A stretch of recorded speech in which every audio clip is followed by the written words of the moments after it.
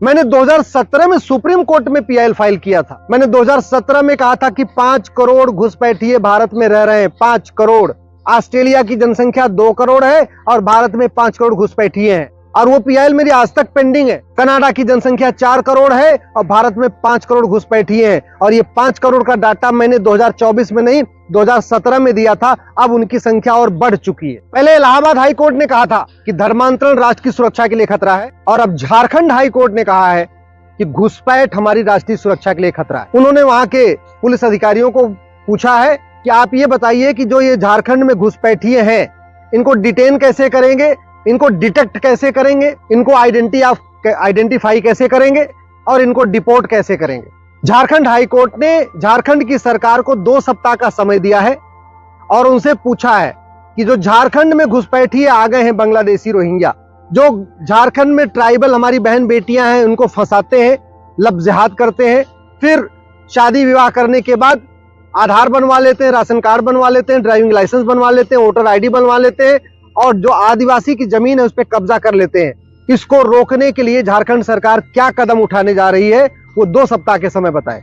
मात्र 5000 घुसपैठिए गए थे, उन्होंने पर्शिया को ईरान बना दिया, और भारत में तो 5 करोड़ घुसपैठिए आ चुके हैं। पूरी कार्य योजना उन्होंने मांगी है झारखंड के पुलिस प्रशासन से कि आप मुझे 2 सप्ताह के अंदर बताइए कि घुसपैठियों को ढूंढने, उनको रोकने, उनको वापस भेजने की क्या व्यवस्था होने वाली। घुसपैठिए बॉर्डर पे 2000 रुपए दे के अंदर आते हैं, अंदर आके 2000 रुपए में आधार बनवा लेते हैं, 2 से 3000 रुपए खर्च करते हैं, वोटर आईडी में नाम जुड़वा लेते हैं, 3 से 4000 रुपए में ड्राइविंग लाइसेंस बनवा लेते हैं, 2 से 3000 रुपए में राशन कार्ड बनवा लेते हैं, और जब उनके पास 4-5 कागज हो जाता है, फिर उसके बाद वो बैंक में खाता खोल लेते हैं। ऐसा कोई भारत की तहसील नहीं है जहां घुसपैठिए नहीं आते हैं, जहां नहीं पहुंच गए हैं। ऐसा भारत का कोई जिला नहीं है जहां घुसपैठिए नहीं रहते हैं। तो ट्राइबल एरियाज में जो घुसपैठिए हैं, इनको डबल फायदा हो रहा है।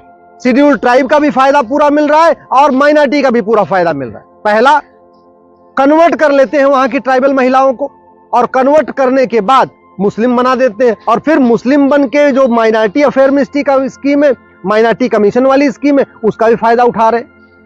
आदिवासी महिलाओं से शादी कर लेते हैं तो सारी जो ट्राइबल की योजनाएं हैं, जो आदिवासियों को मिलने वाले सारे लाभ हैं, उनको मिलने लगता है। दूसरा, रिजर्वेशन का भी उनको फायदा मिलता है। एससी जो ट्राइबल का फायदा है और भी मिलता है उनको, मुफ्त में राशन, मुफ्त में दुकान, मुफ्त में मकान, मुफ्त में अनाज, वो सारा फायदा भी उठाते हैं। तू मैं होता है लोकसभा राज्यसभा में बेकार की बातों पे बतौलेबाजी होगी, चुटकुले सुनाए जाएंगे, शेरो शायरी होती रहेगी और कविता पाठ होता रहेगा, सब कुछ होता है संसद में। लेकिन घुसपैठ क्यों हो रही है, घुसपैठ का मूल कारण क्या है, घुसपैठ का अस्थायी समाधान क्या है, इस पे चर्चा ही नहीं होती। और घुसपैठ इसलिए हो रही है क्योंकि 1946 का जो फॉरेनर एक्ट है, महा घटिया है, सड़ा हुआ है, रद्दी की टोकरी में फेंकने लायक है। दुर्भाग्य यह है उस फॉरेनर एक्ट पे, 1946 के जो फॉरेनर एक्ट है, उस पे संसद में चर्चा ही नहीं हो रही, न लोकसभा में चर्चा हो रही, न राज्यसभा में चर्चा हो रही। घुसपैठ को राष्ट्र की सुरक्षा के लिए खतरा घोषित करना होगा और घुसपैठियों और उनके मददगारों पे नेशनल सिक्योरिटी एक्ट लगाना होगा। घुसपैठ को रोकना है तो सबसे पहले 1946 वाला जो फॉरेनर एक्ट है उसको रद्दी की टोकरी में फेंकना होगा, एक नया कानून बनाना होगा। घुसपैठ अगर रोकना है तो हमें इसको एक देशद्रोह घोषित करना होगा और घुसपैठियों और उनके मददगारों पे देशद्रोह की धारा लगानी होगी। घुसपैठ अगर रोकना है तो घुसपैठ को हमें देश की एकता अखंडता के लिए खतरा घोषित करना होगा और घुसपैठियों और उनके मददगारों पे यूएपीए भी लगाना पड़ेगा। अगर हम घुसपैठ रोकना चाहते हैं तो हमें इसको ऑर्गेनाइज क्राइम डिक्लेयर करना होगा, और घुसपैठ ऑर्गेनाइज क्राइम है। कोई वहां से आता है, कोई आधार देता है, कोई राशन कार्ड देता है, कोई वोटर आईडी देता है, कोई ड्राइविंग लाइसेंस देता है, सब उनको बनवा के देते हैं। घुसपैठ अगर रोकना है तो हमें इसे वेजिंग वॉर डिक्लेयर करना होगा। वेजिंग वॉर में आजीवन कारावास, फांसी होती है, लेकिन हमने घुसपैठ को वेजिंग वॉर डिक्लेयर ही नहीं किया है। अब वेजिंग वॉर डिक्लेयर नहीं किया, इसलिए कोई भी जिले की, पूरे देश में कोई भी पुलिस वेजिंग वॉर की धारा नहीं लगाती घुसपैठियों पे। 1 साल के अंदर घुसपैठियों को सजा देना होगा, 1 साल के अंदर। मैं गारंटी के साथ कहता हूं, 1000-2000 घुसपैठियों और उनके मददगारों को जेल में डाल दीजिए, उनकी 100% संपत्ति जब्त कर लीजिए, उनकी नागरिकता खत्म कर दीजिए। मैं गारंटी के साथ कहता हूं घुसपैठ रुक जाएगी। घुसपैठियों और उनके मददगारों के खिलाफ गैंगस्टर एक्ट लगाना होगा, उनकी 100% प्रॉपर्टी जब्त करना होगा, उनकी नागरिकता खत्म करना होगा, उनको आजीवन कारावास, फांसी देना होगा, तब जाके घुसपैठ रुकेगी। ना हमारा पासपोर्ट एक्ट ढंग का है, ना हमारा फॉरेनर एक्ट ढंग का है, इसलिए 5 करोड़ घुसपैठिए 2017 में आ गए। अभी 2024 में इनकी संख्या 5.5 करोड़ के आसपास हो चुकी, क्योंकि जो यहाँ है वो हर साल बच्चे भी पैदा कर रहे। सिंगापुर में घुसपैठ करने की हिम्मत नहीं होती, कोरिया में घुसपैठ करने की हिम्मत नहीं होती, जापान में किसी को घुसपैठ करने की हिम्मत नहीं होती, चीन में किसी के घुसपैठ करने की हिम्मत नहीं होती। भारत में घुसपैठ करने की हिम्मत होती, क्यों? क्योंकि हमारा कानून सड़ा हुआ है। अगर कोई पुलिस वाला कुछ कार्रवाई करना चाहे तो भी नहीं कर सकता, कोई कानून ही नहीं है। अंत में उनको फॉरेनर एक्ट लगाना होगा जो सड़ा हुआ है, पासपोर्ट एक्ट लगाना होगा वो भी सड़ा हुआ है। भारत में 800 जिले हैं, 800 जिलों में से 200 जिलों की डेमोग्राफी बदल चुकी है, यानी 25% जिलों की डेमोग्राफी बदल चुकी है। और इसका मूल कारण है घुसपैठ, धर्मांतरण और जनसंख्या विस्फोट। भारत में 28 राज्य हैं, 8 केंद्र शासित प्रदेश हैं, यानी टोटल हो गए 36। इस 36 में से 9 राज्यों की डेमोग्राफी बदल गई है, यानी 25% राज्यों की डेमोग्राफी बदल चुकी है। उसका मूल कारण है घुसपैठ, धर्मांतरण और जनसंख्या विस्फोट। जो हमारे भारत के बॉर्डर पे 300 तहसीलें हैं, इनकी 300 की डेमोग्राफी बदल चुकी है। इसका मूल कारण है घुसपैठ, धर्मांतरण, जनसंख्या विस्फोट।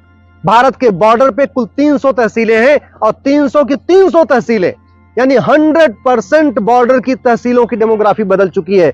चाहे वो नेपाल का बॉर्डर हो, पाकिस्तान का बॉर्डर हो, हिमालय का बॉर्डर हो, म्यांमार का बॉर्डर हो, या इधर आप चलिए समुद्र का बॉर्डर हो। भारत में 6000 तहसीलें हैं, उसमें से 1500 तहसीलों की डेमोग्राफी बदल चुकी है, यानी 25% तहसीलों की डेमोग्राफी बदल चुकी है। इसका मूल कारण है घुसपैठ, धर्मांतरण, जनसंख्या विस्फोट। घुसपैठ कैसे रोका जाए, धर्मांतरण कैसे रोका जाए, जनसंख्या विस्फोट कैसे रोका जाए, इस पर चर्चा ही नहीं होती।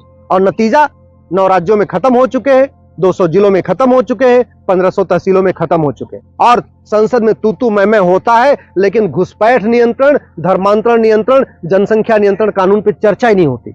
और 2047 में वही होगा जो 1947 में हुआ था, और इसके लिए जिम्मेदार होंगे ये नेता। अगर हमने घुसपैठ को देशद्रोह घोषित नहीं किया, घुसपैठियों के खिलाफ और घुसपैठियों के मददगारों के खिलाफ एनएसए नहीं लगाया, यूएपीए नहीं लगाया, गैंगस्टर एक्ट नहीं लगाया, वेजिंग वॉर की धारा नहीं लगाई, इनके ऊपर देशद्रोह की धारा नहीं लगाई, इनकी 100% प्रॉपर्टी जब्त नहीं किया, इनको आजीवन कारावास, फांसी नहीं दिया, तो याद रखिएगा आने वाले टाइम में पूरे देश से हिंदू खत्म हो जाएगा 25 से 30 साल के अंदर। ये नेता केवल तू मैं करेंगे, आरोप प्रत्यारोप करेंगे, नूरा कुश्ती करेंगे, बतौलेबाजी करेंगे। वास्तव में अगर भारत को बचाएगा तो कठोर कानून बचाएगा, घुसपैठ नियंत्रण कानून, धर्मांतरण नियंत्रण कानून, जनसंख्या नियंत्रण कानून। और एक बात याद रखिएगा, आज के नेता 25 साल के बाद आपका घर बचाने नहीं आएंगे। आज के नेता 25 साल बाद जब ये घुसपैठी आपका घर जलाएंगे, इसमें से कोई आपका घर बचाने नहीं आएगा। न 1947 में किसी ने बचाया, किसी नेता ने किसी का घर, न बंगाल में जब घर जल रहा था किसी नेता ने बचाया, न जब कश्मीर में घर जल रहा था किसी नेता ने बचाया, न मणिपुर में घर जल रहा था किसी नेता ने बचाया। इसलिए मैं आपसे हाथ जोड़ के निवेदन कर रहा हूं, इस विषय को बढ़ाइए, नेताओं की बतौलेबाजी से दूर हो जाइए, पॉलिटिकल पार्टियों की गुलामी छोड़िए, दल गुलामी छोड़िए, नेताओं की चाकरी छोड़िए, नेताओं की जय जयकार छोड़िए।